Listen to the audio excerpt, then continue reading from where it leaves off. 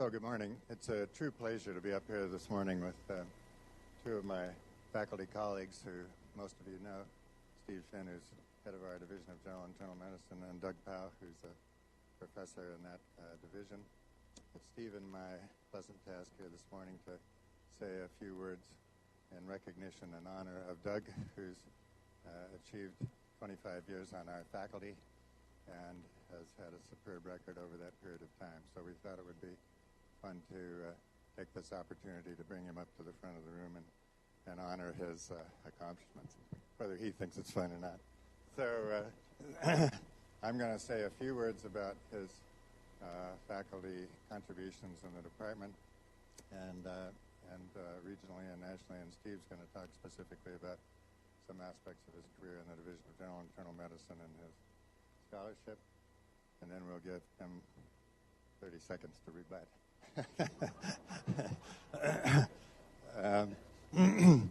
So Doug, as many of you know, is a native of Michigan and remains a passionate supporter of the Michigan athletic teams. Do you have your Big M? Yeah, Big M wristwatch on. And he did stray west for college to McAllister and St. Paul, where he graduated first in his class, which will become a theme in the talk, Phi Beta Kappa, summa cum laude. Went back to Michigan for his MD degree. Again, finished first in his class, AOA, many other awards during medical school. We were very fortunate that he came to the University of Washington for his internship, stayed for a residency, stayed for a Harborview chief residency. In his second-year residency, received one of our Robert Evans Awards for a superb second-year resident performance. Was appointed to the faculty in 1990 as an assistant professor. Within 3 years, his excellence as a teacher was no secret to the House staff. Was voted the winner of the Paul Beeson Award as the best clinical teacher by our House staff. In the same year, remarkably, won his first of many Distinguished Teacher Awards from our medical students in 1993. He won again in 1994, 95, and 97. I don't know what happened there in 96, but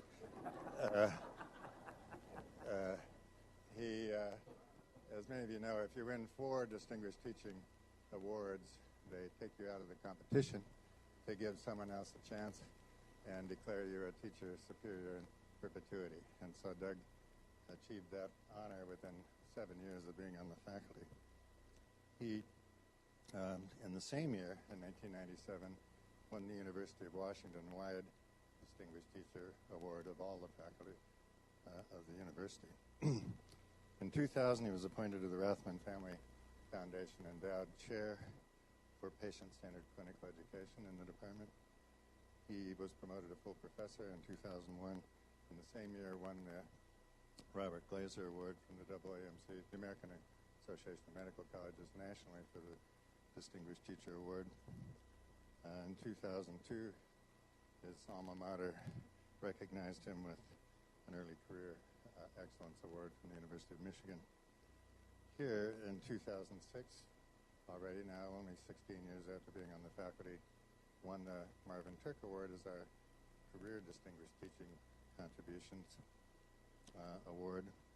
In 2007 was voted a laureate honor by the Washington chapter of the American College of Physicians. And in 2008, the National Master Award of the American College of Physicians, a truly distinguished national award. More recently, in 2013, was president of the National AOA Medical Honorary Society.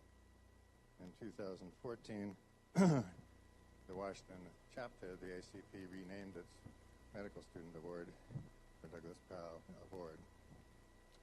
He, just a couple of months ago, won the Washington chapter ACP Centennial Legacy Award for a career contribution. Within our own department, of course, Doug has run our student programs since 1989, and an amazing and exemplary way throughout that period of time had a huge influence on our students' lives and careers, both in medical school and subsequently remarkably, at the present time, we're up to about a third of our graduating students pick a career in internal medicine, in large part due to Doug's efforts. About 70 a year, which is substantially higher than most other departments. His physician skills are attested to by the fact that many of our faculty and others pick him as their own personal physician, and that his peers pick him as in the Top Docs Award in the local magazines essentially every year. Steve will talk more about his scholarship and other aspects of his contributions. I just want to finish by a few comments. You know, Doug is a passionate man. He's passionate about his family, passionate about his patients, about his students, friends, and his faculty colleagues. He can be both passionately happy and passionately upset. And when he's passionately upset in particular, I always pay attention because he's right and something needs to get fixed. I stopped by his office yesterday afternoon to touch base with him before this presentation, and almost predictably, he wasn't in his office. He was in clinic taking care of patients, and I picked up a little book that was on the table, which I thought was appropriate and symbolic, The Care of the Patient by Peabody from 1927, and many of you will remember the last sentence in that little book. One of the essential qualities of the clinician is interest in humanity, for the secret of the care of the patient is in caring for the patient. And that exemplifies Doug, I think. So pleased to recognize you today, Doug, in that spirit.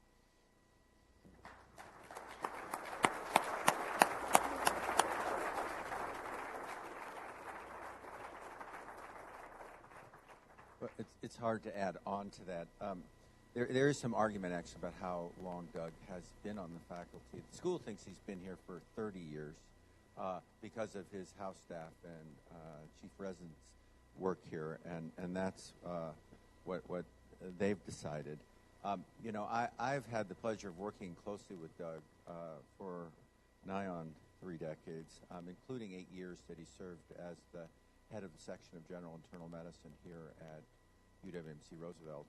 And, in addition to his remarkable teaching for house staff and students, he's been an incredible mentor to junior faculty throughout our division. And I think several of our, even now, some senior faculty members owe their academic success to Doug's very generous and effective mentorship. And I just was sort of thinking about Dave Garcia's talk here. This is the first anticoagulation talk I've ever heard in 30 years where you didn't show the clotting cascade. Thank you very much. But I sort of thought about it in terms of Doug, that, it's a system which one small perturbation generates a tremendous effect because of a multiplier effect. And I think I always think about Doug with the hundreds of students and residents who he's touched during his career, and the multiplication effect that he's had on teaching and patient care throughout this region is really remarkable to consider. And Doug is, in addition to a phenomenal teacher, I can tell you from personal experience, a remarkable clinician. He's also done a remarkable amount of scholarship. He's published more than 40 papers in peer-reviewed journals on topics mainly related to HIV and diabetes, but many others, and an even higher number of chapters in books and syllabi. And it was my pleasure, actually, to co-edit an edition of the Medical Knowledge Self-Assessment program from the ACP with Doug, which was just a great experience. So Doug has been a phenomenal success in many respects. So we're going to give you this certificate, which says 30 years, not 25, and a small token. Thanks very much, Doug. It's really been an honor.